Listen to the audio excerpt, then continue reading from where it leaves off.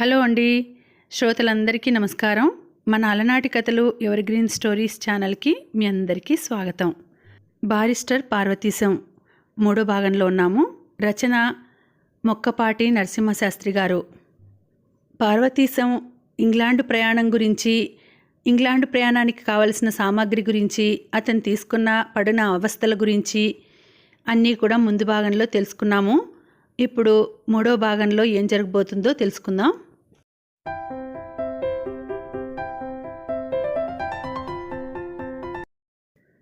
రైలు బయలుదేరింది.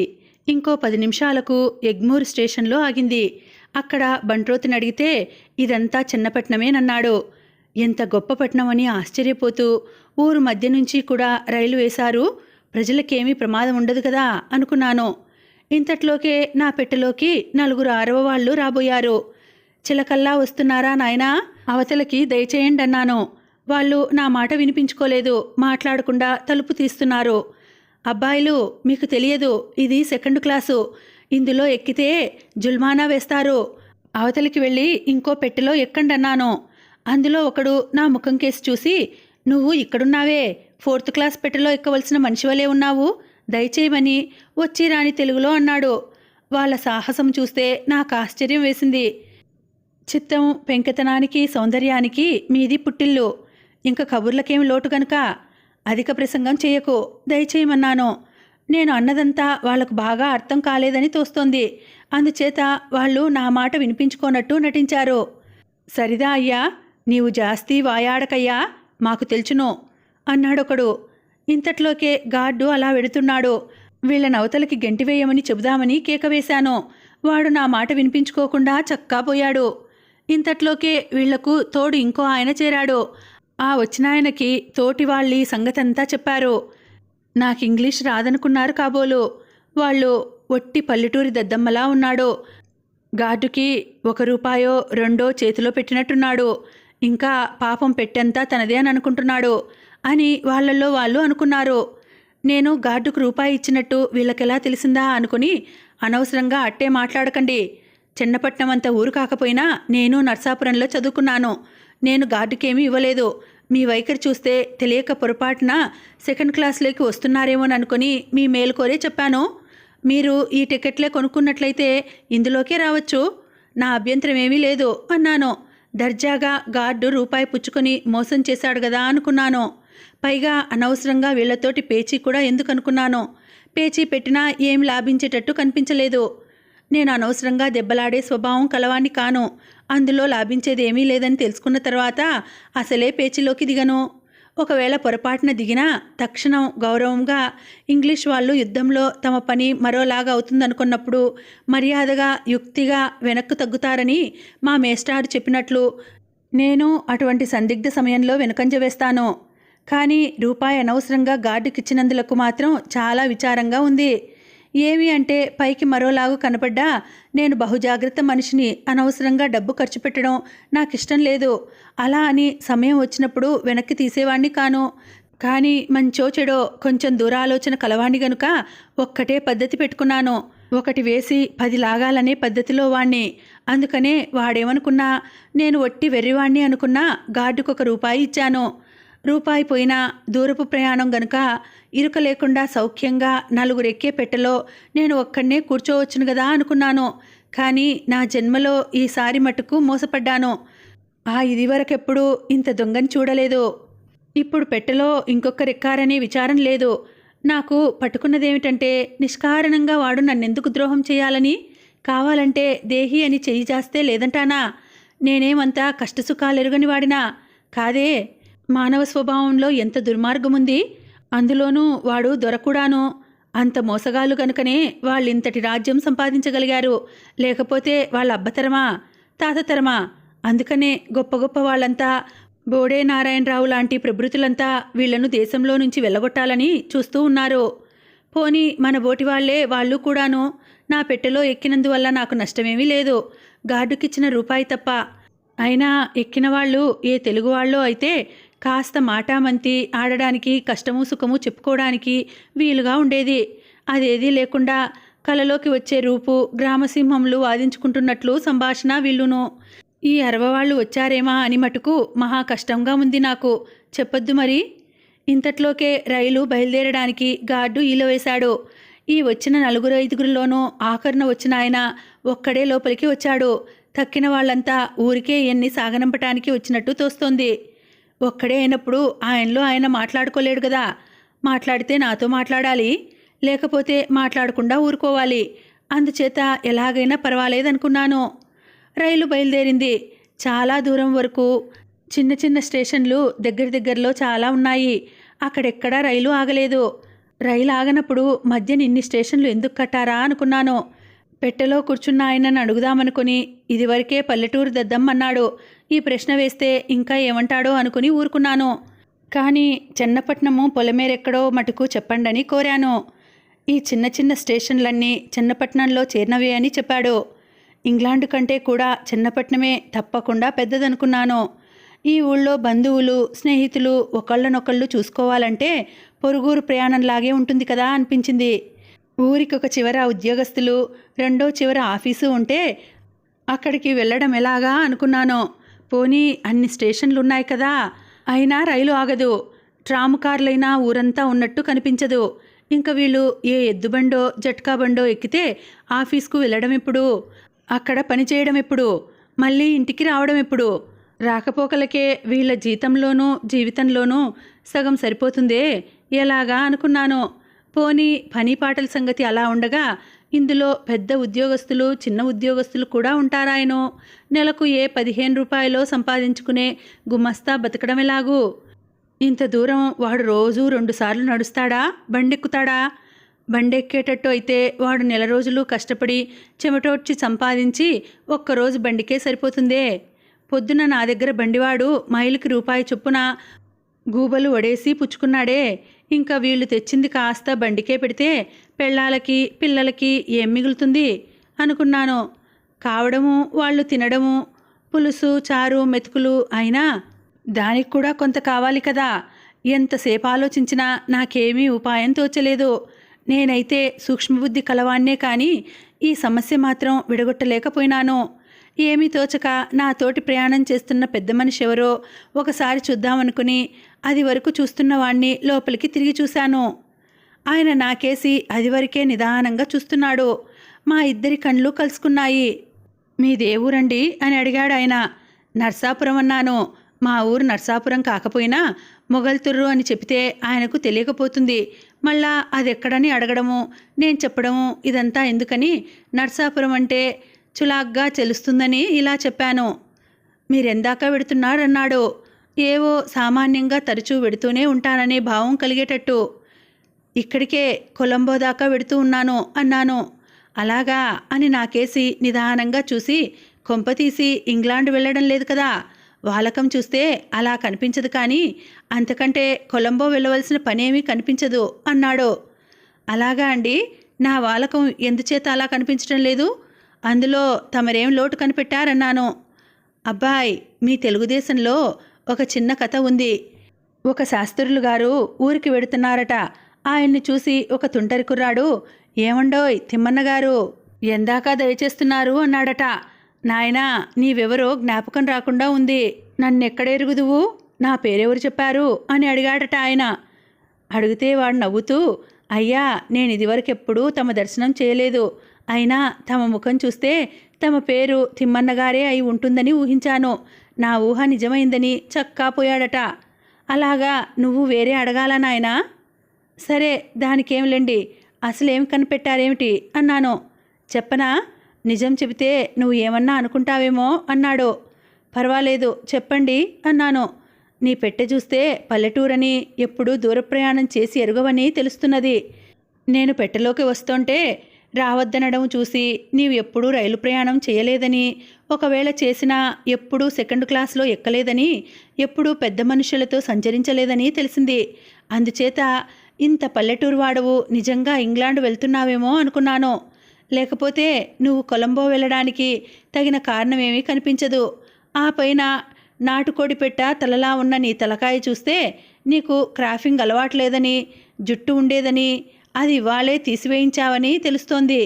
కొలంబో దాకానే ప్రయాణమైనట్లయితే జుట్టు తీసివేయించవలసిన అవసరం లేదు. అంచేత ఇంకా పైకి వెడుతున్నావని రూఢీ చేశాను.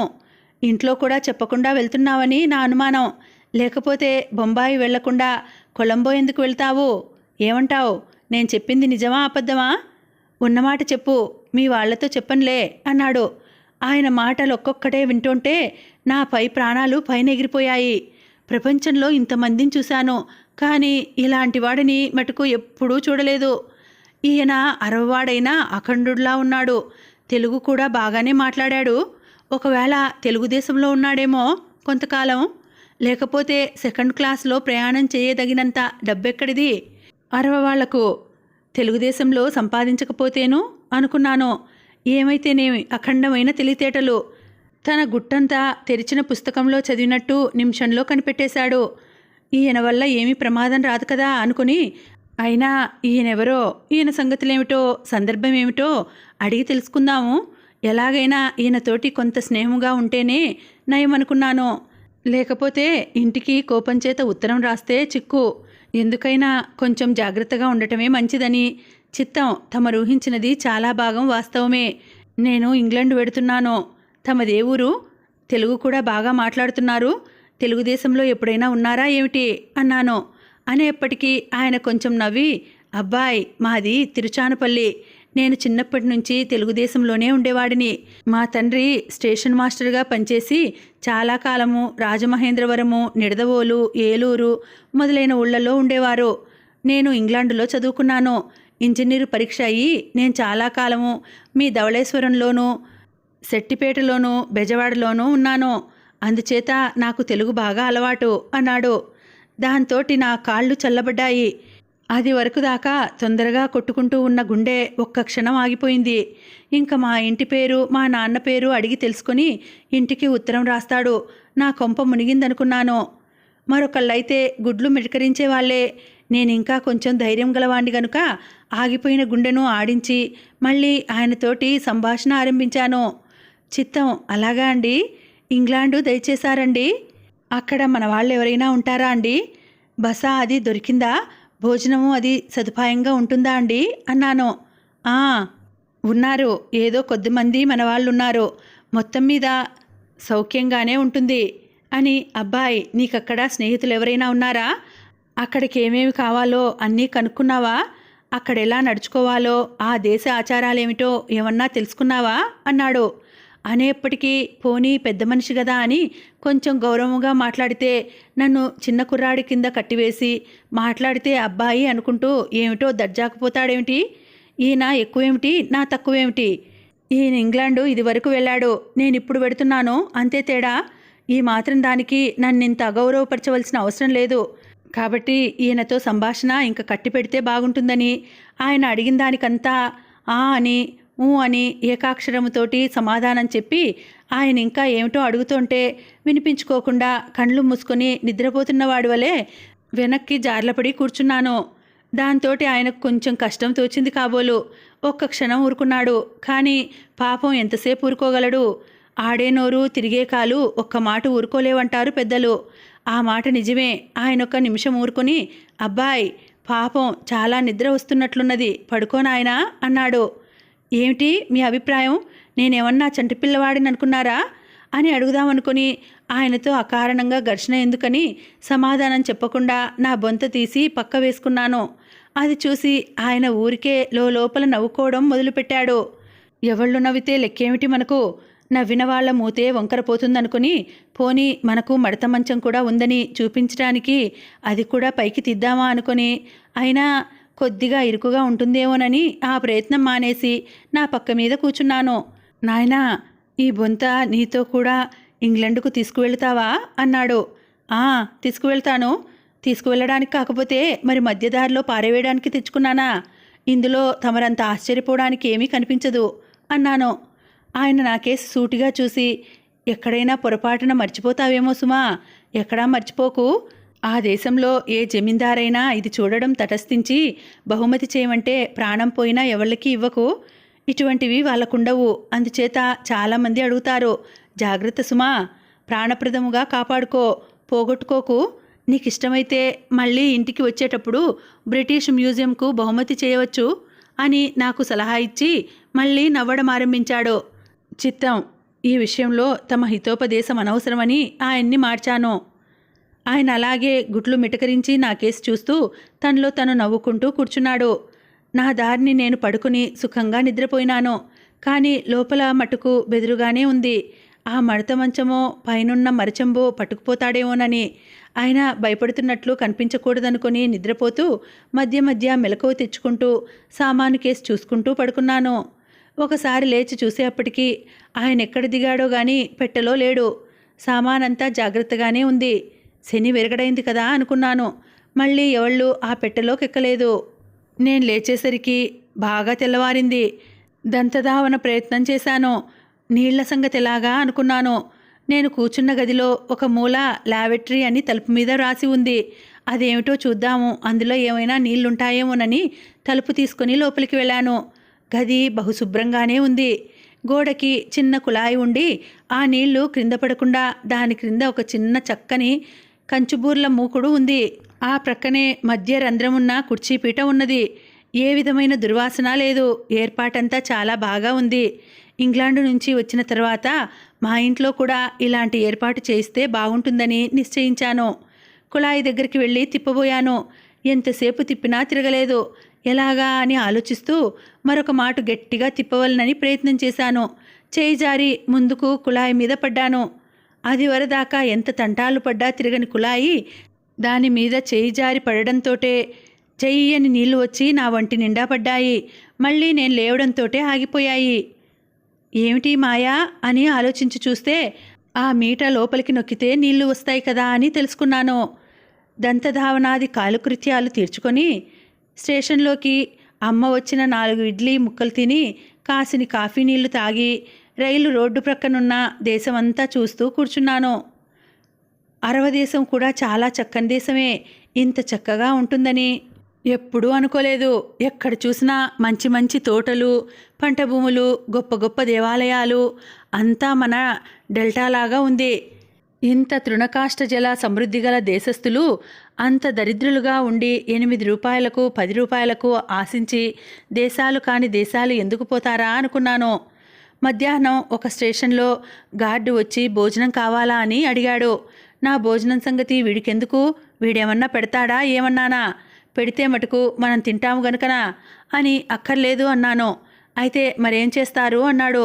సరే ఏదో చేస్తాలే అన్నాను. వాడు నా ముఖం కేసి చూసి పెదవి విడిచి కనుబొమ్మలు భుజాలు ఎగరేసి చక్కా పోయినాడు. భోజనం సంగతి ఏం చేయడానికి తోచక మళ్ళీ ఏదో కాస్త చిరితిండి కొనుక్కు తిని కాసేపు పడుకొని నిద్రపోయినాను. సాయంత్రం సుమారు 5 గంటలయ్యేసరికి షూటికొరన్ చేరాను. ప్లాట్ఫారం మీద పోర్టర్లు తూత్తుకుడే అని కేకలు వేస్తున్నారు. కొలంబో పోయే వాళ్ళంతా ఇక్కడ దిగండి అని కొందరు కేకలు వేశారు. సెకండ్ క్లాస్లో నుంచి దిగేసరికి దర్జాగా ఉండాలని కొత్త సూటు తొడుక్కొని ఎర్ర సిల్కు తలగుడ్డ చుట్టుకొని చెన్నపట్నంలో కొన్న దొరసాని టోపీ మటుకు రైల్లో విడిచిపెట్టి తక్కిన సామాన్ తీసుకుని పెట్టెలో నుంచి దిగాను. కూలివాడొకడు వచ్చి సామాన్ తీసుకుంటానన్నాడు. సరేనని నేను వాడితో బేరమాడి ముందుకు సాగాను. గేటు దగ్గరికి వెళ్లడంతో టికెట్ కలెక్టర్ చూసి అలా దయచేయండని దారి చూపించాడు. అలా వెళ్ళేప్పటికీ అక్కడొక పెద్ద మనిషి కూర్చుని సామాను చూపించమన్నాడు. కూలివాడి నెత్తిమీద ఉంది, కనబడడం లేదా అన్నాను. అలా కాదు, పెట్టె తీసి చూపించాలన్నాడు. ఎందుకన్నాను. మీరు కొలంబో ఎందుకు వెళ్తున్నారన్నాడు. నా గుండె బద్దలైంది. ఇంటి దగ్గర చెప్పకుండా వచ్చిన సంగతి వీడికి ఎలా తెలిసిందా అనుకున్నాను. అయినా కొంత ధైర్యస్థైర్యములు కలవాడిని గనుక వెర్రిమొహం వేయకుండా ఎందుకైతే నీకెందుకన్నాను. సరే పోనీలేండి, నాకక్కర్లేదు, కానీ సామాను అటుకు చూడక తప్పదన్నాడు. ఎందుచేత అన్నాను. ఇక్కడ రూల్ అది అన్నాడు. ఏమిటా రూలు? పన్ను విధించవలసిన వస్తువులేవైనా దొంగతనంగా తీసుకువెడుతున్నారేమో చూడాలి. ఈ మాట వినగానే నా గుండెల్లో బరువు తగ్గింది. కొంచెం నవ్వు వచ్చింది. సరే అయితే చూసుకోమందాం అనుకున్నాను. ఇంతలోకే నా సామాను మోసుకు వెళ్తున్న కూలివాడు నన్ను వెనక్కు పిలిచి ఆ పెద్ద మనిషి చేతిలో ఒక ₹1/2 పెడితే ఈ రూల్స్ అన్నీ మర్చిపోతాడు, లేకపోతే మనకు స్టీమర్ తప్పిపోతుంది అన్నాడు. స్టీమర్ తప్పిపోవడం ఎంత మాత్రమూ నా అభిప్రాయం కాదు, కానీ వాళ్ళ దౌర్జన్యం చూస్తే నాకు కొంత నవ్వొచ్చింది. అతనికి ₹1 చేతిలో వేసేసరికి చాటంత ముఖం చేసుకొని అది వరకు దాకా కూర్చున్నవాడు లేచి నిల్చుని సలాం చేసి థ్యాంక్ యూ సార్ అని పెట్టె పట్టుకొని ఇందులో ఒట్టి బట్టలేనా సార్, అయితే పోవచ్చును సార్ అని నన్ను విడిచిపెట్టాడు. బ్రతుకు జీవుడా అనుకుని తిన్నగా స్టీమర్ దగ్గరికి నడిచాను. ఇంతలోకే వెనక నుంచి ఒక రైలు బండ్రోతు పరిగెత్తుకుని వచ్చి నేను రైల్లో విడిచిపెట్టిన ఆ దొరసాని టోపీ తీసుకువచ్చి నాకు ఒప్పజెప్పాడు. విధి లేక అది తీసుకున్నాను. వాడు పోకుండా అక్కడే నిలబడ్డాడు చేతులు నలుపుకుంటూ. సరే టోపీ నాదేలే వెళ్ళమన్నాను. ఏమన్నా ఈమని కూర్చున్నాడు. నాకు స్టీమర్కు వేళవుతున్నదని సరేనని ఒక పావలా ఇచ్చుకుని టోపీ ఖరీదు కది వడ్డీ అనుకుని ముందుకు సాగాను. ఆ సముద్రము, ఆ గట్టు, అక్కడి దీపాలు, ఆ హడావిడి అంతా చూస్తే నాకు చాలా సంతోషం వేసింది. కానీ స్టీమర్ ఇదేనని చెప్పేటప్పటికీ మటుకు ఎక్కబుద్దయింది కాదు. బొత్తిగా చిన్నదిగా ఉంది. మామూలు రాదారి పడవంతగా కూడా లేదు. స్టీమర్ అయితే మటుకు అంత చిన్న దాంట్లో సముద్రం మీద వెళ్ళడం ప్రమాదం కాదా అనుకున్నాను. దీని మీదనే వెళ్ళవలసి ఉంటే ఇంతకంటే మళ్ళీ ఇంటికి వెళ్ళడం నయం అనుకున్నాను. ఇలా ఆలోచిస్తూ నిల్చుండగానే కూలివాడు సామాన్ లోపల పెట్టేసి నన్నెక్కమని తొందర పెట్టాడు. ఇదేనా ఏమిటి కొలంబో వెళ్ళే స్టీమరు అన్నాను. కాదండి, పెద్ద స్టీమరు 5-6 మైళ్ళు దూరాన లోపల ఉంది. ఇది దాని దగ్గరకు తీసుకువెడుతుంది.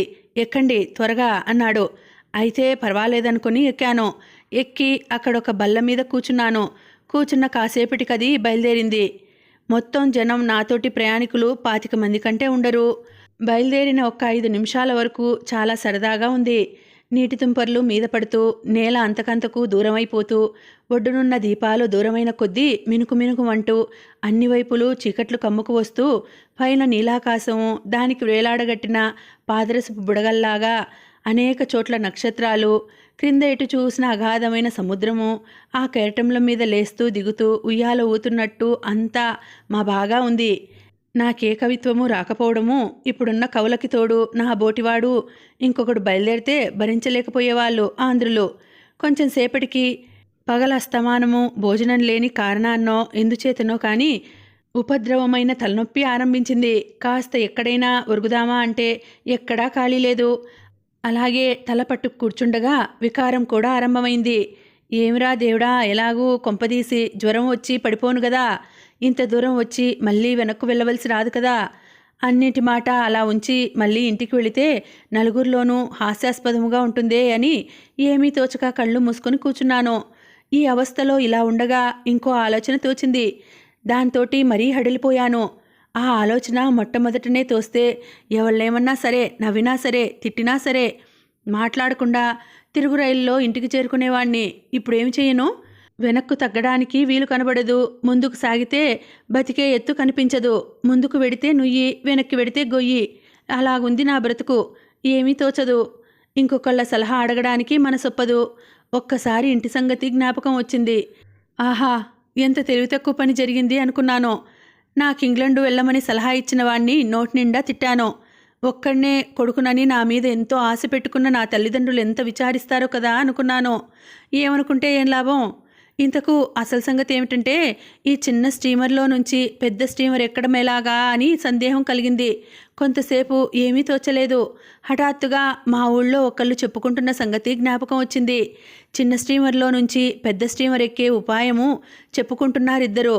అది నేను వినడము సంభవించింది. పెద్ద స్టీమర్ మీద నుంచి చిన్నదాని దగ్గరకొక తాడు నిచ్చెన దింపుతారట. చిన్న స్టీమర్ ఎప్పుడూ కెరటాల వల్ల పైకొక మాటు లేవడము, ఒక మాట దిగడము ఉంటుంది. కనుక ఆ నిచ్చెన ఎప్పుడూ అందుబాటులో ఉండదట. అందుకని ప్రయాణికులు సమయం కనిపెట్టి కెరటంల వల్ల పైకి లేచినప్పుడు ఎగిరి ఆ నిచ్చెన అందుకొని ఎక్కి పైకి వెళ్ళవచ్చునట. అట్లా చేతకాని వాళ్ళను నడుముకొక తాడుగట్టి పెద్ద స్టీమర్ మీద నుంచి కొక్కెమున్న గొలుసొకటి దింపి ఆ కొక్కానికి తాడు తగిలించి పైకి లాగుతారట. ఈ మనిషి నడ్డిని ఉన్న తాడు తెగిపోయినా, ముడి ఊడిపోయినా మనిషి క్రిందనున్న స్టీమర్లోనే బహుశా పడవచ్చునని, తప్పితే సముద్రంలో తప్ప మరి ఎక్కడా పడడని, ఒకవేళ సముద్రంలో పడ్డా కానీ ప్రాణభయమేమీ లేకుండా వల వేసి మనిషిని మళ్ళీ త్వరలోనే పట్టుకుంటారని చెప్పుకోగా విన్నాను. ఆఖరు మాటల వల్ల విన్నప్పుడు కొంచెం ధైర్యం కలిగినా తీరా తరుణం వచ్చినప్పుడు ఆలోచిస్తే అంత ధైర్యంగా లేదు. ఏమంటే ఒకవేళ స్టీమర్లో పడితే తలకాయ బద్దలు కావచ్చును, లేదా మరొక విధమైన దెబ్బలేమైనా తగలవచ్చును. అలా కాక సముద్రంలో పడితే పైవాళ్ళు వల వేసి వెతికి తీసుకువచ్చే లోపలే కెరటాలు మనను అవతలికి కొట్టివేయవచ్చును. పడిన చోటనే ఉంటామని నమ్మకమేమిటి? ఉంటే మటుకు అంతదాకా ప్రాణం నిలుస్తుందో నిలవదో? ఒకవేళ నిలిస్తే ఈ లోపల ఏ పెద్ద చేపైనా వచ్చి మన్ని పలహారం చేసేస్తే గతేమిటి? ఈ మోస్తరుగా పరిపరి విధాల ఆలోచన పోయింది. చిన్నప్పుడు ఈత నేర్చుకోకపోయినందుకు ఇప్పుడు విచారించాను. పోనీ మాట్లాడకుండా దీని మీదనే తిరిగి వెనక్కు వెళ్ళిపోదామా అనుకున్నాను గాని, సరే అంత తొందర ఎందుకు? ఒక్క క్షణం ఓపిక పడితే అంతా తెలుస్తుంది కదా, అప్పుడే వీలైతే అలా చేయవచ్చును కదా అనుకున్నాను. ఇంకా ఎప్పుడు స్టీమర్ చేరుతామా అని ప్రాణాలు పుగ్గపట్టుకొని గుండె రాయి చేసుకుని ఒక్క మాటు ఇంటి దగ్గరున్న వాళ్ళని తలుచుకొని పొంగి వస్తున్న దుఃఖాన్ని ఆపుకొని శ్రీరామనామస్మరణ చేసుకుంటూ కూర్చున్నాను. స్టీమరు బహు తొందరగా సముద్రాన్ని చీల్చుకొని పరిగెడుతూ ఉంది. కానీ ఇంజన్ల ధ్వని, హోరుమని సముద్రము, పక్కనున్న వాళ్ళ మాటల సందడితోని నా తలనొప్పి మరింత అధికమైంది. కళ్ళు తెరిస్తే ప్రపంచమంతా గిర్రున బొంగరంలా తిరిగిపోతున్నది. ఇంతలోకే అదిగో స్టీమర్ అంటే అదిగో స్టీమర్ అన్నారు. దాని మీద దీపాలు తప్ప ఇంకేమీ కనబడలేదు. ఈ చిన్న స్టీమరు కొంచెం నెమ్మదిగా వెళితే బాగుండును, లేకపోతే చీకటి చాటున దాన్ని కొట్టుకుంటుందేమోనని భయపడ్డాను. నేను అనుకున్నట్టుగానే కొంచెం జోరు తగ్గించారు. నెమ్మదిగా దాని దగ్గరికి చేరాము. మా దానికంటే అది చాలా పెద్దదిగా కొండలాగా ఎదురుగుండా ఉన్నది. మా స్టీమరు బహు నెమ్మదిగా హడలిపోతున్నట్లు దగ్గరికి చేరి పెద్ద స్టీమరు సరాసరినే నిలబడ్డది. పైకి చూస్తే తాడి ఎత్తున నల్లగా గోడ పెట్టినట్టు పెద్ద స్టీమర్ కనపడుతున్నది. తలనొప్పితోటైతేనేమి, వికారంతోటైతేనేమి, భయంతోటైతేనేమి నా ఒళ్ళు కంపరం ఎత్తిపోతున్నది. అది వరకు ఏమోలైనా కొంచెం ధైర్యం ఉంటే అది కాస్త ఇప్పుడు భగ్నమైంది. ఇంకా ఎవళ్ళు ఏమన్నా ఎన్ని అన్నా ఎంత నవ్వినా ఇంటికి వెళ్ళడమే మంచిదనుకున్నాను. నవ్వే వాళ్ళకేం నవ్వుతారు? పోయేది నా ప్రాణం కానీ వాళ్ళది కాదు కదా. ప్రాణం పోతే నవ్వే వాళ్ళెవరు ప్రాణం ఇవ్వరు కదా. ఈ వచ్చింది చూసింది చాలు. ఈ మాత్రమేనా ఇల్లు కదలం ఈ వంక వల్ల కలిగింది. చిన్నపట్నంలో ఇంకో వారం రోజులుండి సరదాగా అన్నీ చూసి పోదామని నిశ్చయం చేసుకున్నాను. ఇంతలోకే ఆ స్టీమర్ వాళ్ళు ఈ స్టీమర్ వాళ్ళు మాట్లాడుకోవడము, ఏదో కేకలు వేసుకోవడం అయిన తర్వాత పైనుంచి ఒక నిచ్చెన దింపారు. నిచ్చెన తిన్నగా మా స్టీమర్లో కంటా ఉంది. నిచ్చెనకు పైన ఒక పెద్ద దీపం ఉంది. నిచ్చెన కూడా ఏదో ఒక మోస్తరు తాడు నిచ్చెన కాకుండా చక్కగా విశాలమైన మెట్లు, పక్కల పట్టుకోవడానికి కర్ర కొమ్ములు అవి ఉండి మామూలు మెట్లలాగా ఉన్నాయి. మా స్టీమర్ కూడా నేను భయపడ్డట్టు కెరటాల మీద ఆకాశ మండలానికి ఎగురుతూ పాతాళానికి దిగుతూ ఉండకుండా కొంచెం ఇంచుమించుగా కదలకుండానే ఉన్నది. ఇదంతా చూస్తేనే ఇదివరకు విన్నదంతా అబద్ధమని తేలింది. ఇప్పుడు ప్రాణభయం ఏమీ లేదని ధైర్యం కలిగింది. మళ్ళీ తిరిగి ఇంటికి వెళ్ళవలసిన అవసరం లేదు కదా అనుకున్నాను. దాంతోటి కొంత ధైర్యం తెచ్చుకొని తలనొప్పి ఇంకా బాధిస్తున్నా అందరితో పాటు నేను లేచాను. పైకెక్కడానికి లేచి నా సామాన్ దగ్గరికి వెళ్ళి తీసుకోబోయాను. అక్కడ ఒకతను ఉండి నేను వెళ్ళవచ్చునని, సామాను వెనక నుంచి వస్తుందని చెప్పాడు. సామాన్ అంతలా విడిచిపెట్టి వెళితే ఏం కొంప మునుగుతుందో అని భయపడ్డాను. మళ్ళీ వాణ్ణి ఒక మాట సామాన్ జాగ్రత్తగా వస్తుందా అంటే వస్తుంది అని ధైర్యం చెప్పాడు. స్టీమర్ అంటే ఇది కాకుండా తక్కిన వాళ్ళంతా కూడా వాళ్ళ సామాన్లు విడిచిపెట్టి వెళ్తున్నారు. అందుచేత పర్వాలేదు కదా అనుకుని అంతసేపటి నుంచి చేతుల్లో ఉన్న దొరసాని టోపీ మటుకు పుచ్చుకొని తక్కిన వాళ్ళతోటి పాటు నేను నిమ్మలంగా పైకెక్కాను. ఆఖరు మెట్టెక్కి లోపలికి తొంగి చూసేప్పటికీ నాకు చాలా ఆశ్చర్యం వేసింది. మామూలుగా రహదారి పడవల కంటే బాగా పెద్దదిగా ఉండి 2-3 పెద్ద పెద్ద హాళ్ళు, అందులో బల్లలు ఉంటాయి కాబోలు అనుకున్నాను. తీరా చూస్తే ఇదొక పెద్ద మహారాజ భవనంలా ఉన్నది. లోపలంతా చక్కని దీపాలు, నేల మీద తివాసులు, గొప్ప గొప్ప సోఫాలు, కుర్చీలు, బల్లలు సమస్తము ఉన్నాయి. ఇంకా మంచాలు, పరుపులు వేసి పడుకోవడానికి వేరే గదులు, స్నానాల గదులు, పాయిఖానాలు, వంట ఇళ్ళు, భోజనాల సావిళ్ళు అన్నీ వేర్వేరు ఉండేటట్లు ఉన్నాయి అనుకున్నాను. అయినా మళ్ళీ ఎంత పెద్ద స్టీమర్ అయితే మటుకు ఇవన్నీ ఎలా ఉంటాయి? ఈ ఒక్క గది మటుకు పైకి రాగానే దర్జాగా కనపడడానికి ఇలా కుర్చీలు, బల్లలు వేసి ఉంటారనుకున్నాను. నేనక్కడ నిల్చుని ఊరికే ఇలా ఆశ్చర్యపోతూ ఉంటే ఒక పెద్ద మనిషి వచ్చి నన్ను పలకరించాడు. నేనెక్కడికి వెడుతున్నానో అడిగి తెలుసుకుని తను నేటాలు వెళ్తున్నానని, చాలాసార్లు ఇదివరకు వెళ్ళానని, దేశాటనం చాలా మంచిదని, ఇంకా ఏమేమిటో మాట్లాడాడు. నాకు తలనొప్పి వల్ల అతను చెప్పేవన్నీ నా తలకెక్కలేదు. ఆ పైన రోజస్తమానము తిండి లేకపోవడం వల్ల కడుపులో దహించుకుపోతున్నది. రొట్టెలు కాల్చుకోవడానికి ఓపిక లేదు. పోనీ ఎలాగో శ్రమపడదామా అంటే వీలు కనపడదు. ఏమీ తోచడం లేదు. వచ్చేటప్పుడు ఇంకా కాసిని ఇడ్లీలు అరటిపండ్లైనా తెచ్చుకున్నాను కాను అనుకున్నాను. ఏమంటే ఏం లాభం, ముందు దారేమీ కనపడదు. ఆ నేటాలు వాడి దారినేదో వాడు వాగుతున్నాడు. కాసేపు చేతనైతే నోరు మూసుకొని కూచుందామనుకున్నాను. మా స్టీమరు కూతేసి బయలుదేరింది. ఇంతలోకే గంట 1 వినపడ్డది. ఆ గంట ఏమిటా అనుకున్నాను. నా ప్రక్కనున్న నేటాల్ సోదరుడు భోజనానికి వెడదాం రమ్మన్నాడు. నాకు ఆ మాటలు నమ్మబుద్ధి కాలేదు. ఏమిటి, ఎక్కడిది అని రెట్టించి అడిగాను. భోజనాల హాల్లోకి భోంచేద్దామన్నాడు. వాడి మాటలు వింటే నాకు చస్తున్నవాడి నోట్లో అమృతం పోసినట్టు అయింది. పోతున్న ప్రాణం వెనక్కు వచ్చింది. దేవుడు ఇంకా మన పక్షాన్ని ఉన్నాడనుకున్నాను. స్టీమర్ మీద మనకు భోజనం ఎవరు పెడతారు, ఎందుకు పెడతారు, ఏం పెడతారన్న సంగతి ఏమీ ఆలోచించలేదు. ఏమిటో ఆహారం అంటూ కొంత లోపల పడి, ప్రాణం అంటూ కొంత నిలిస్తే తక్కిన సంగతులు ఆలోచించుకోవచ్చు అనుకున్నాను. తిన్నగా నా స్నేహితుడిని అనుసరించి నడిచాను. ఇప్పుడు చూసిన గదే అనుకుంటే అంతకంటే తమాషాగా ఉంది ఈ గది. గదికి మధ్య పెద్ద పొడుగాటి బల్ల ఉంది. దానిపైన తెల్లని గుడ్డ పరిచారు. దానిమీద చక్కని పింగాణి పళ్ళాలు, గాజు గ్లాసులు, కత్తులు, చెంచాలు, ఇంకా ఏమేమిటో ఉన్నాయి. ఎన్నో ఉన్నాయి. చిన్న గాజు గిన్నెల్లో వెన్న ఉన్నది. బల్ల పక్కను కుర్చీలు అమర్చి ఉన్నాయి. మేము ప్రవేశించేప్పటికప్పుడే కొంతమంది వచ్చి కుర్చీల మీద కూర్చున్నారు. మేము వెళ్ళి ఒక కుర్చీ అలంకరించాము. కూర్చొని నా స్నేహితుణ్ణి ఈ కత్తులు కటార్లు ఎందుకు, భోజనం చేసే చోట అని అడిగాను. సిగ్గు విడిచి అడిగి తెలుసుకోకపోతే మాట దక్కేటట్లు కనపడలేదు. ఇంకో నిమిషానికి వడ్డన అవడము, భోజనానికి కూకోవడము సంభవిస్తుంది. ఇంకప్పుడు వెర్రిమొహం వేస్తే బాగుండదు. అందుకని ముందే తెలుసుకొని ఉంటే మంచిదని యుక్తిగా నేను ఒట్టి అజ్ఞానుణ్ణి అని అతను అనుకోకుండా గడుసుతనంగా అడిగాను. అడిగితే పాపం ఆ పెద్ద మనిషి చెప్పాడు వాటి ఉపయోగం. ఇంకా వడ్డన ఆరంభించబోతున్నారు. ఈ కత్తులు ఉపయోగించడం మనకు చేతవుతుందో కాదో చూద్దామనుకుని ఒక చేత్తోటి కత్తి పుచ్చుకొని చివర పండ్లున్న చెంచా రెండో చేత్తో గుప్పిట్లో గట్టిగా పట్టుకొని గుణపం భూమిలోకి దింపినట్టు ఎత్తి రొట్టె మీద గుచ్చబోయాను. అలా కాదు, జాగ్రత్త, కంచము బదులవుతుందని నా స్నేహితుడు నిమ్మళంగా చెప్తూనే ఉన్నాడు. ఆ మాట నేను వినిపించుకోలేదు. ఇంతలోకే వచ్చే ప్రమాదమేమిటి, ఈ మాత్రం చేత కాకుండా ఉంటుంది గనుకనా? ఇదొక పెద్ద బ్రహ్మ విద్య ఏమిటని రొట్టె మీదికి నా శక్తి కొలది గభీమని దింపాను. కూర్చున్న వాళ్ళంతా ఊపిరి బిగబట్టుకుని ఏం జరుగుతుందా అని చూస్తున్నారు. దింపేసరికి తలనొప్పిగా ఉండడం చేతనో ఏమో కానీ గురి తప్పి రొట్టె చివర తగిలి దాని మీద నుంచి జారిపోయి, కంచమంచుకు తగిలి దాని మీద నుంచి కూడా జారిపోయి బల్లకు గుచ్చుకుంది. ఆ అదురికి రొట్టె ముక్క జానెడు ఎత్తున ఎగిరి బలికి తీసుకువెళ్లిన మేకపిల్ల వీలైతే తప్పించుకు పారిపోయినట్లు నా పక్కనున్న 4 కంచాల మీద నుంచి దాటి 5వ కంచం ప్రక్కన దాక్కున్నది. నా కంచం కూడా నా బోటి వాళ్ళ అనేక మందిని చూసి ఉండాలే. అయినా కంగారుపడి వచ్చి నా ఒళ్ళో పడ్డది.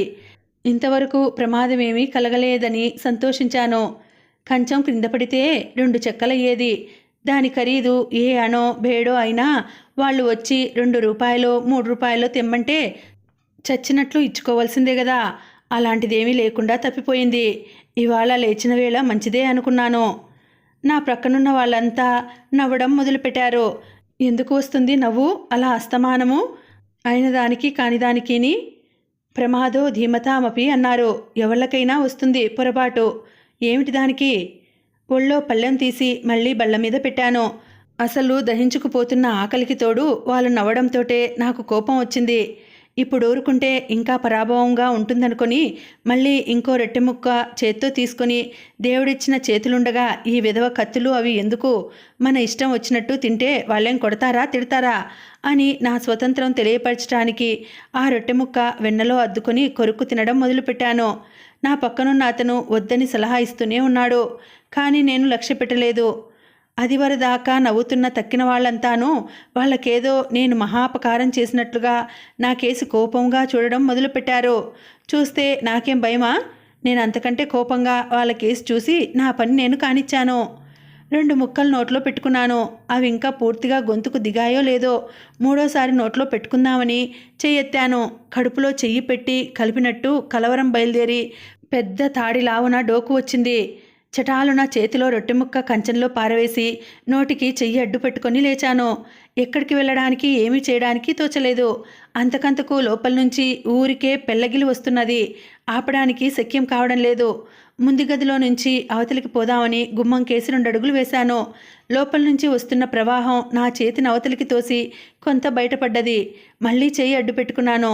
ఒక నౌకరు నా అవస్థ చూసి చటుక్కున దగ్గరికి వచ్చి నా రెక్క పట్టుకొని ఒక గదిలోకి లాక్కుపోయినాడు. అక్కడ రైల్లో మొహం కడుక్కోవడానికి ఉన్నట్టుగానే ఏర్పాటున్నది. పూర్తిగా వాంతి అయింది. గడిచిన దినమంతా తిండి లేకపోయినా అంత పదార్థం ఎక్కడి నుంచి వచ్చిందో కానీ వారం దినములు తిన్నంతా వెళ్ళిపోయింది. నోరు చెయ్యి శుభ్రంగా కడిగేసుకున్నాను. కడుపులో పేగులన్నీ నొప్పులుగా ఉన్నాయి. తల బద్దలవుతున్నది. కళ్ళు తిరుగుతున్నాయి. కళ్ళు తెరిస్తే ప్రపంచమంతా గిర్రున తిరిగిపోతున్నట్టున్నది. కాళ్ళు తేలిపోతున్నాయి. క్రింద పడిపోతానేమోనని భయం వేసింది. నన్ను తీసుకువచ్చిన నౌకరు అక్కడనే ఉన్నాడు. మళ్ళీ నన్ను చేయి పట్టుకుని తిన్నగా గదిలోకి తీసుకువెళ్ళాడు. గది చాలా చిన్నది, కానీ అందులో ఒక చిన్న మంచం ఉన్నది. దాని మీద శుభ్రమైన పరుపు వేసి పక్క వేసి ఉంది. దాని మీద పడుకోమన్నాడు. ఈ పరుపు పాపం ఎవరిదోనో, ఎలాగో తంటాలు పడి హాల్లో కుర్చీలో కూర్చుంటాను, లేకపోతే ఎక్కడైనా స్థలం చూపిస్తే నా మంచం వేసుకు పడుకుంటాను అని చెబుదామనుకున్నాను. కానీ నోటి వెంట మాట రాలేదు. గదిలో వస్తువులేమీ కనపడడం లేదు. మాట్లాడకుండా తాగి ఉన్న వాడికి మళ్ళీ మంచం మీద పడ్డాను. కాలి జోడైనా విప్పుకోలేదు.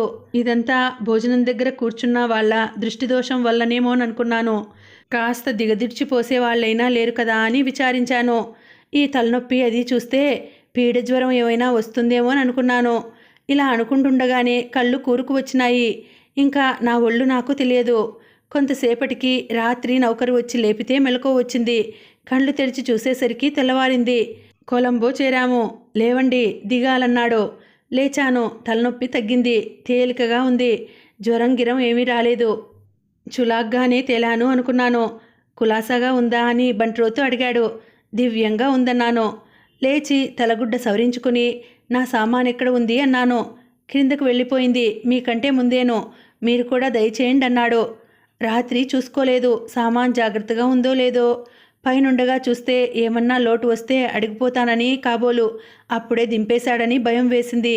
లేచి నుంచుని చూసేప్పటికీ నేను చిన్నపట్నంలో కొన్న దొరసాని టోపీ ఒక బల్ల మీద పెట్టి ఉంది. రాత్రి బంట్రోతు తీసుకువచ్చి పెట్టి ఉంటాడనుకున్నాను. దాని కేసు చూడకుండా మాట్లాడకుండా పైకి వచ్చాను. సుమారు 7 గంటలైంది. అప్పుడే దిగవలసిన వాళ్ళంతా దిగారు. నేనే ఆఖరు. నేను నిమ్మలంగా దిగాను. కిందంతా మహా హడావిడిగా ఉంది. ఇటు వెళ్ళేవాళ్ళు, అటు వెళ్ళేవాళ్ళు, స్టీమర్ మీద నుంచి దిగిన వాళ్ళ కోసం వచ్చిన వాళ్ళు, ఊరికే వేడుక చూడ్డానికి వచ్చిన వాళ్ళు, కూలీవాళ్ళు. ఒకళ్ళేమిటి, సముద్రం ఒడ్డంతా కిటకిటలాడుతున్నది. హార్బర్ నిండా స్టీమర్లు చాలా ఉన్నాయి. ఈ హడావుడి అంతా చూస్తూ నిమ్మలంగా సామాన్ దగ్గరికి వెళ్ళాను. సామానంతా జాగ్రత్తగానే ఉంది.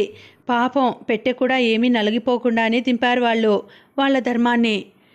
ఒక కూలీవాడిని కేక వేసి సామాను వాడి నెత్తిమీద పెట్టి బండ్ల దగ్గరికి వస్తున్నాను. వెనుక నుంచి ఎవరో పిలుస్తున్నట్టు వినపడ్డది. నన్ను కాదనుకున్నాను మొదట. ఇక్కడ నన్ను పిలిచేవారెవరుంటారని ముందుకు నడిచాను. మళ్ళీ కేక వినబడేసరికి ఆగి వెనక్కి చూశాను. రాత్రి స్టీమర్లో బంట్రోతు ఆ దిక్కుమాలిన దొరసాని టోపీ తీసుకుని పరిగెత్తుకుని వస్తున్నాడు. అది నాకు వదిలే ఉపాయం కనపడలేదు. మొదటనే రైల్లో నుంచి ఎక్కడైనా పారేస్తే తీరిపోయేది. ఇంత బాధ లేకపోయేది. పోనీ వృథాగా పారేయడం ఎందుకు? రైల్లో విడిచిపెడితే ఎవళ్ళైనా తీసుకుంటారని ఆలోచిస్తే అదేమీ సాగింది కాదు. ఇప్పుడు ఎక్కడికి వెళితే అక్కడికి కూడా తరుముకు వస్తున్నది.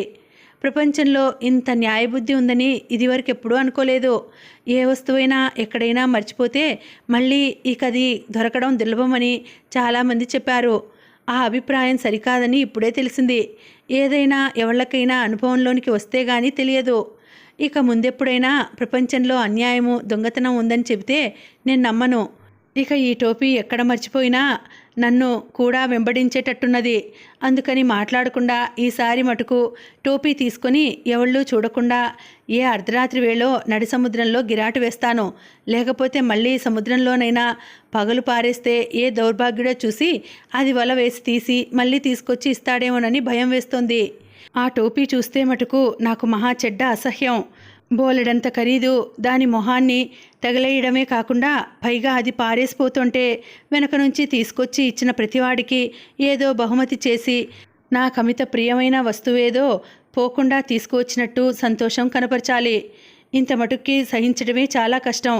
ఈ మాటకి ఇంకా తప్పదు గనుక మళ్ళీ ఆ తెచ్చినవాడి ముఖాన ఒక పావలా తగిలేసి ఆ దరిద్రపు టోపీ తీసుకొని బండి దగ్గరికి వెళ్ళాను. చెన్నపట్నంలో వచ్చిన చిక్కే ఇక్కడాను, అక్కడ కలిగిన సందేహమే ఇక్కడాను. ఎక్కడ బస చేయడమా అని. ఇక్కడి దరిద్రులకు తెలుగు రాదు. చెన్నపట్నంలో కొంత అనుభవం అయింది గనుక కొంచెం ఇంగ్లీషు వచ్చినట్టు ముఖం కల ఒక ఆయన్ని పిలిచి అడగ్గా ఇక్కడ కూడా దగ్గరలో ఒక సత్రం ఉన్నదని, ఆ సత్రంలోనే దుడ్డు తీసుకుని భోజనం వేస్తురని తెలుసుకొని నా రథాన్ని అక్కడికి తోలమని సారథితో చెప్పాను. గదులు అవి విశాలంగా ఉన్నాయి. స్నానానికి దానికి సౌకర్యంగా ఉంది. జనసమ్మర్త మాటే లేదు. బాగుందని సంతోషించి ఒక గది తీసుకొని సామాన్ అందులో పెట్టించేసి బండికి సెలవిచ్చాను. చెన్నపట్నంలో వాడికి మళ్ళీ వీడు అట్టే దెబ్బలాడలేదు. కొంచెం మర్యాదస్తుల్లాగానే ఉన్నాడు. అయితే వీడు సాహెబు, అందుకనే అయి ఉంటుంది.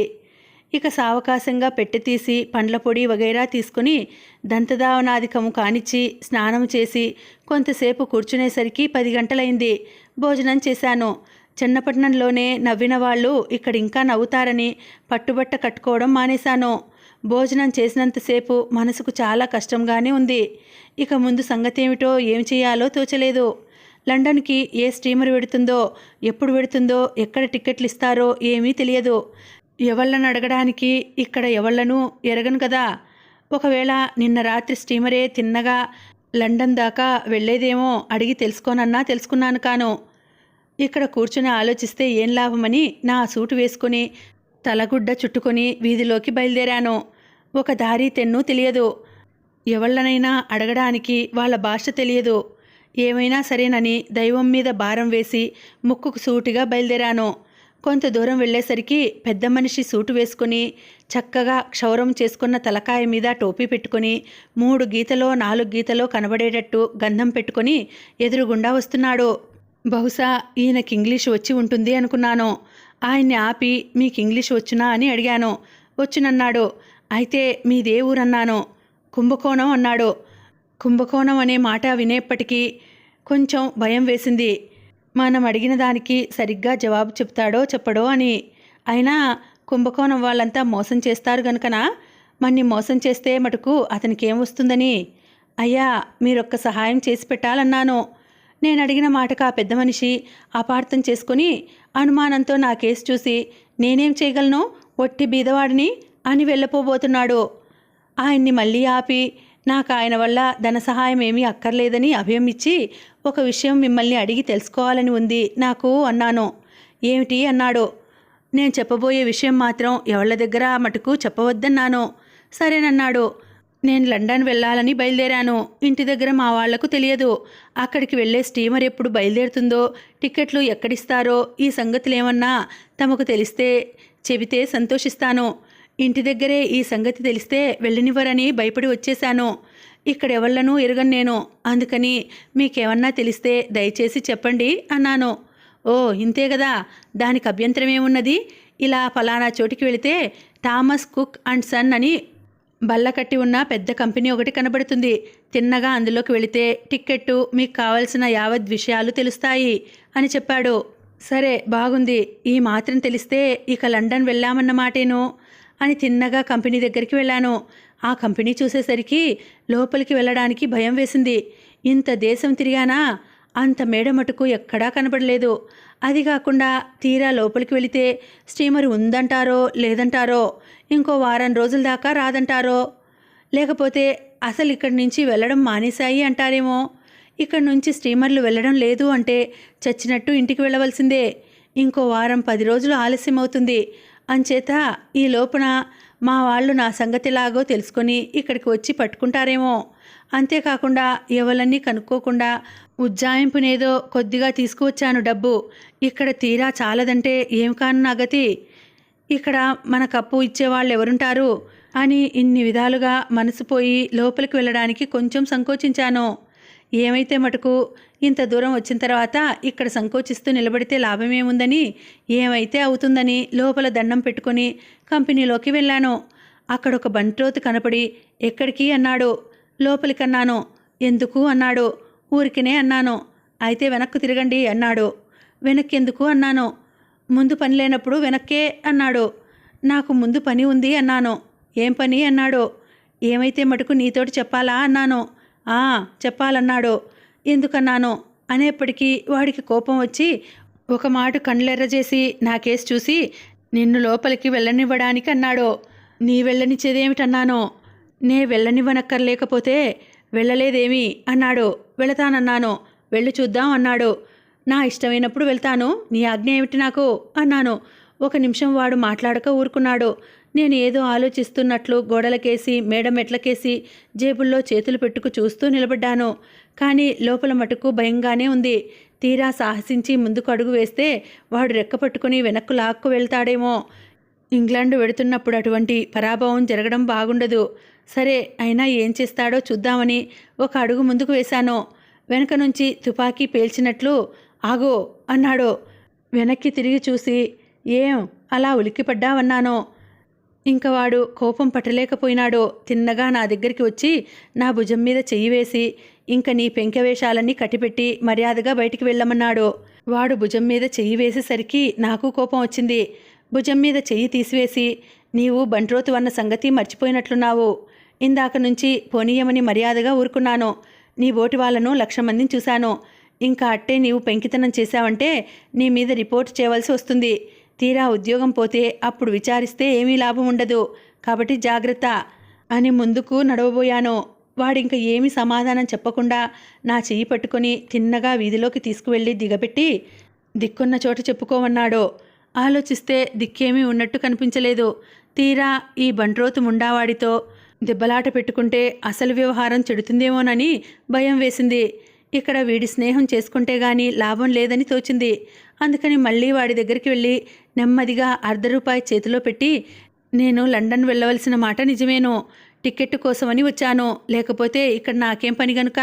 కావలిస్తే చూడు ఇదిగో సొమ్ము అని జేబులో ఉన్న డబ్బు తీసి వాడికి చూపించాను.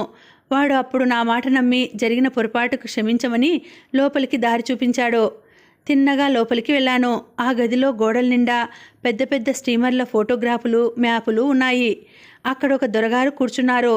ఆయన దగ్గరికి వెళ్ళి అయ్యా నేను లండన్ వెళ్ళాలండి. స్టీమర్ ఎప్పుడు వెళుతుంది, వెళ్ళడానికి ఎన్నాళ్ళు పడుతుంది, టికెట్ ఎంత అవుతుంది అని అడిగాను. ఆయన నన్ను ఎగాదిగా చూసి నిజంగా లండన్ వెళ్తావా అన్నాడు. వెళతాను అన్నాను. ఎందుకు అన్నాడు. చదువుకోవడానికన్నాను. ఏం చదువుతావు. ఈ పరీక్ష వీడికెందుకు అనిపించింది. అయినా దొర ఆ పైన టికెట్ కూడా ఇచ్చేవాడాయను. వీడితోటి దెబ్బలాట ఎందుకని బారిస్టరు అన్నాను. మీ వాళ్ళు వెళ్ళడానికి ఒప్పుకున్నారా అన్నాడు. కొంచెం సందేహించి అన్నాను. లేకపోతే అసలు మీ వాళ్ళతోటి చెప్పలేదా ఏమి అన్నాడు. నేను కొంచెం భయపడుతూ వీడికేమన్నా తెలిసిందా ఏమిటి మన సంగతి అనుకుంటూ ఏమీ చెప్పడానికి తోచక ఆలోచిస్తూ నిలబడ్డాను. కొంపదీసి నిజంగానే చెప్పకుండా వచ్చావా ఏమిటి. నాతోటి చెప్పవచ్చు, నీకేం భయం లేదులే. ఇంకా చెప్పకుండా వెళ్ళేవాళ్ళు చాలామంది ఉంటారు అన్నాడు. ఆ మాట అనేప్పటికీ కొంచెం ధైర్యం తెచ్చుకుని అవును చెబితే మా వాళ్ళు వెళ్ళనివ్వరని చెప్పకుండానే వచ్చాను అన్నాను. అయితే కోపం వచ్చి మీ వాళ్ళు డబ్బు పంపించరేమో, ఆ సంగతి ఆలోచించావా అన్నాడు. పర్వాలేదు పంపిస్తారు అన్నాను. పంపించకపోతే చాలా చిక్కుపడవలసి వస్తుంది సుమా, ముందే ఆలోచించుకో. అంతా ఆలోచించుకున్నానులేండి. తప్పకుండా పంపిస్తారనే ధైర్యం ఉంది కనుకనే బయలుదేరి వచ్చాను. ఇవాళ బయలుదేరే స్టీమర్ ఏదైనా ఉందా. 1 వారం దినముల వరకు లండన్ కంటా వెళ్లే స్టీమర్లేవీ లేవు. కానీ రేపు ఒక ఫ్రెంచ్ స్టీమరు మార్సెల్స్ వరకు వెళ్తుంది. అక్కడి నుంచి రైలు మీద వెళ్ళవచ్చు. అలా అయితే మీకు చౌకగానూ ఉంటుంది, త్వరగానూ వెళ్ళవచ్చును. అలా వెళ్ళడానికి మీకేమైనా అభ్యంతరం ఉందా. నాకెంత మాత్రం అభ్యంతరం లేదు. ఫ్రెంచ్ స్టీమర్కే టికెట్ ఇప్పించండి. ఏ క్లాస్లో వెళ్తావు. 3rd క్లాసు సౌఖ్యంగా ఉంటుందా అండి. ఒక మోస్తరుగా ఉంటుంది, పర్వాలేదు వెళ్ళవచ్చును.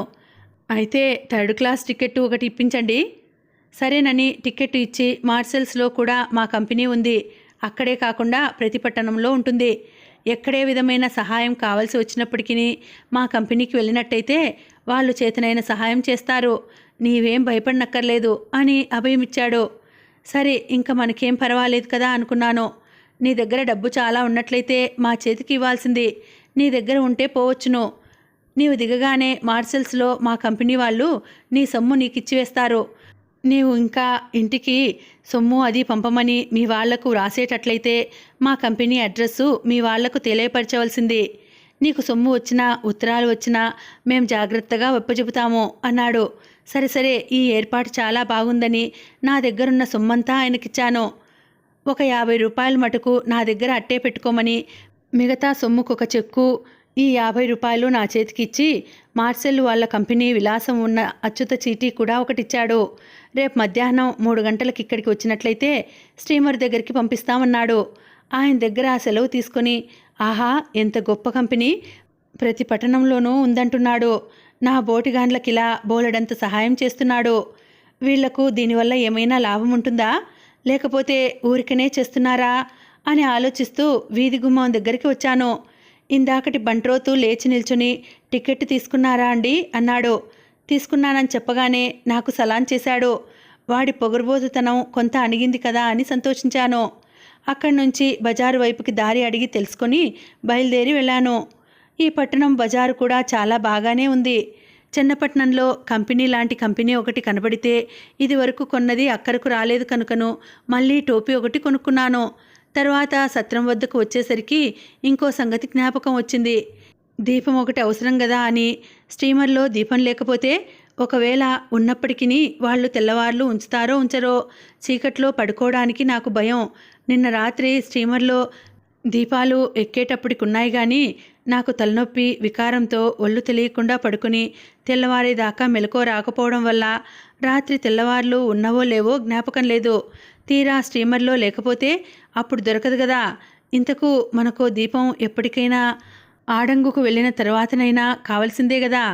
అందుకని ఒక స్టాండు 2 డజన్లు కొవ్వొత్తులు కొనుక్కుంటే కాలక్షేపం అవుతుంది కదా అని అవి కొన్నాను. తర్వాత ఇంకో సందేహం తోచింది. స్టీమర్లో పాలు మజ్జిగలు ఏమైనా దొరుకుతాయా దొరకవా అని. ఒకవేళ ఏది దొరక్కపోతే ఎలాగననుకొని ఇక్కడొక షాప్ మీద పాల డబ్బాలు దొరుకుతాయని రాసి ఉంటే చూసి ఇది కాస్త దగ్గరుంటే నయం కదా అనుకొని 2 డబ్బాలు కొనుక్కొని నిమ్మలంగా ఆ సత్రం చేరుకున్నాను. రాత్రి భోజనం చేసి సావకాశంగా ఇంటికి ఉత్తరం రాద్దామనుకుని పెట్టె తీసేసరికి కాగితం కానీ కలం కానీ ఏమీ కనపడలేదు. సరే ఇదొకటి బజారు వెళ్ళి కొనుక్కోవాలి కదా అనుకుని ఆ రాత్రి సుఖంగా పడుకున్నాను. మర్నాడు ప్రొద్దున్నే బజారుకు వెళ్ళి ఉత్తరములు రాసుకోవడానికి కాగితాలు, కవర్లు, ఒక ఫౌంటైన్ పెన్ను, అందులోకి సిరా, ఒక పెన్సిలు, జమా ఖర్చు రాసుకోవడానికి ఒక చిన్న ఎక్సర్సైజ్ బుక్కు కొనుక్కొని ఇంటికి వచ్చాను. వచ్చి ముందు ఉత్తరం రాసి పోస్ట్లో వేస్తే తీరిపోతుందని ఉత్తరం రాయడం ఆరంభించాను. క్షేమము, కొలంబో. శ్రీ వేదమూర్తులైన బ్రహ్మశ్రీ వేమూరి రామచంద్రయ్య నాన్నగారికి తమ కుమారుడు పార్వతీశం అనేక నమస్కారములు చేసి చేయంగల విన్నపములు ఉభయ కృషిలోపరి. పై చిరునామా చూసి ఈ కొలంబో ఏమిటషా, ఎక్కడుంది, ఎక్కడున్నా నేను ఇక్కడికి వెళ్ళడానికి కారణం ఏమై ఉంటుందని ఆశ్చర్యపడవచ్చును. ఇది సింహళ ద్వీపానికి ముఖ్య పట్టణము. అనగా పూర్వము మనం రావణాసురుడి లంక అనుకునే వాళ్ళమే. అదే సింహళ ద్వీపము. రాక్షస కులమంతా రావణ యుద్ధంలో అంతరించింది కనుక ప్రస్తుతం ఇక్కడ రాక్షస భయమేమీ లేదు. నేను ఇంతకాలం నుంచి మన దేశ దుస్థితి చూస్తుంటే నాకు చాలా విచారంగా ఉంది. చూస్తూ సహించి ఊరుకోలేకపోయినాను. ఈ దేశ దుస్థితి తొలగించడం ఎలాగా అని చాలా దూరం ఆలోచించాను. నాకు తోచిందేమిటంటే ఒక్కసారి మన అధికారుల దేశం వెళ్ళి వాళ్ళ గుట్టు మట్టు కొంతవరకు తెలుసుకువస్తే చాలా లాభిస్తుందని, అందుకని అక్కడికి ఒకసారి వెళ్ళి రావాలనని బయలుదేరాను. వెళ్ళే వాళ్ళం ఎలాగూ వెళుతున్నాం కదా, ఇదంతా 1-2 పూటల్లో అయ్యే పని కాదాయను.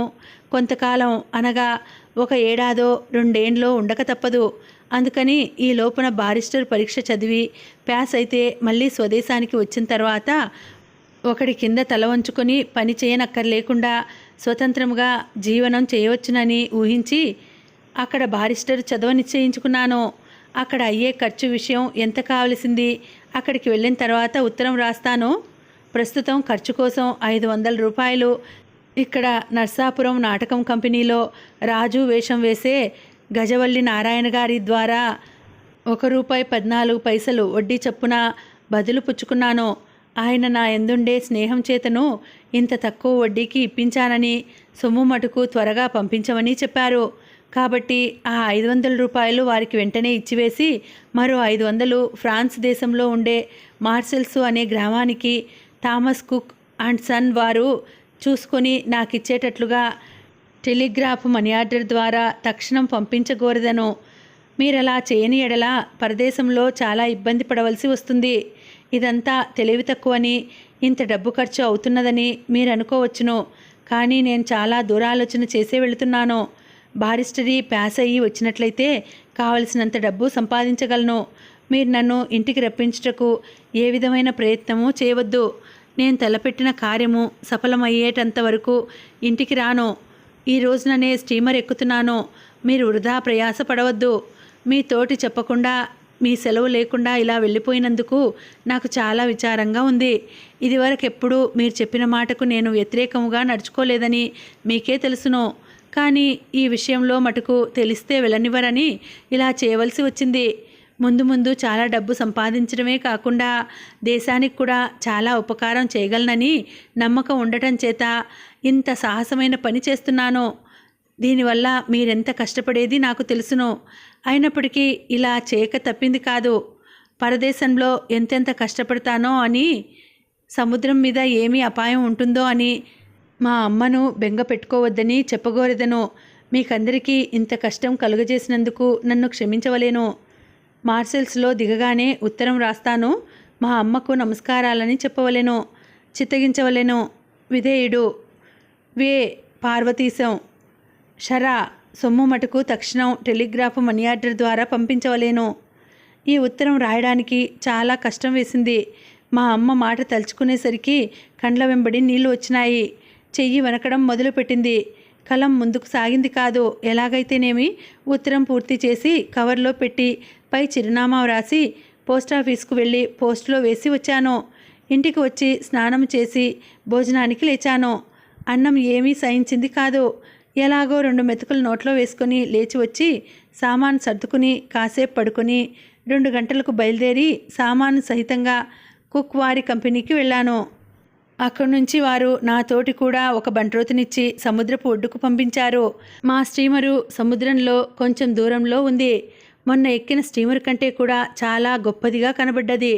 నాతోటి ఉన్న బంట్రోతు ఒక చిన్న నావ దగ్గరికి తీసుకువెళ్ళి అందులో నన్నెక్కమని తను కూడా ఎక్కాడు. దాంట్లో అదివరకే చాలామంది దొరలు, దొరసాన్లు ఉన్నారు. ఇలాంటివే ఇంకా 2-3 నావలు ఫూటుగా జనాన్ని ఎక్కించుకొని మా స్టీమర్ కేసే వెళుతున్నాయి.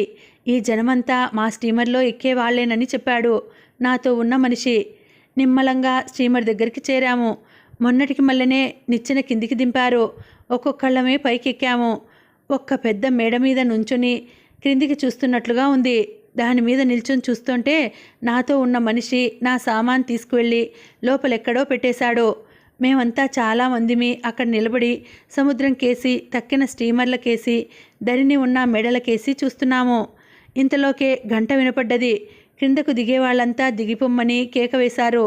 పైకి వచ్చిన చాలామంది మళ్ళీ ఆ చిన్న నావలోకి దిగి పైనున్న వాళ్ళకేసి చూస్తూ చేతులూగిస్తూ వెళుతున్నారు. వాళ్ళంతా తమ వాళ్ళని సాగనంపడానికి వచ్చారు కదా అనుకున్నాను. మా ఊరి నుంచి ఎప్పుడైనా ఎక్కడికైనా వెడుతూ ఉంటే మా అమ్మ నాన్న వద్దంటున్నా ఎంతో దూరం వచ్చి వెళ్ళేవాళ్ళు. ఇప్పుడల్లా ఎవరూ లేరు కదా అనుకున్నాను. దిక్కు లేకుండా నిరాధారణై పక్షి వలె నూతన ప్రపంచంలోకి వెళుతున్నాను కదా అనుకున్నాను. నా ఉత్తరం చూసుకొని ఇంటి దగ్గర అమ్మా నాన్న ఎంత విచారిస్తారో కదా అనుకున్నాను. ఇదంతా తలుచుకునేప్పటికీ పట్టరాని దుఃఖం వచ్చేసింది. మా స్టీమరు బయలుదేరింది. చిన్న నావల్లో వాళ్ళు ఇంకా స్టీమర్లో వాళ్ళకి మనుషుల ఆనవాలు తెలియకపోయినా జేబు రుమాళ్ళు విసురుతున్నారు. మళ్ళీ ఎన్నాళ్ళకో కదా ఈ దేశం రావడం అనుకున్నాను. వచ్చేదాకా మటుకు నమ్మకమేమిటి, పరదేశంలోనే కడతేరుతానేమోనని భయం వేసింది. భూమి కనపడకుండా ఉంది. తల్లి దయ ఉంచు అని ఒక దండం పెట్టాను. పొంగి వస్తున్న దుఃఖాన్ని ఆపుకోలేక బావురుమని చంటి పిల్లవాడిలాగా రాగాలెడుతూ అక్కడే నిలబడ్డాను. ఇక్కడికి ఈ భాగాన్ని ఆపుతున్నానండి. మళ్ళీ వచ్చే వీడియోలో కలుసుకుంటాను. అంతవరకు సెలవు. నమస్తే.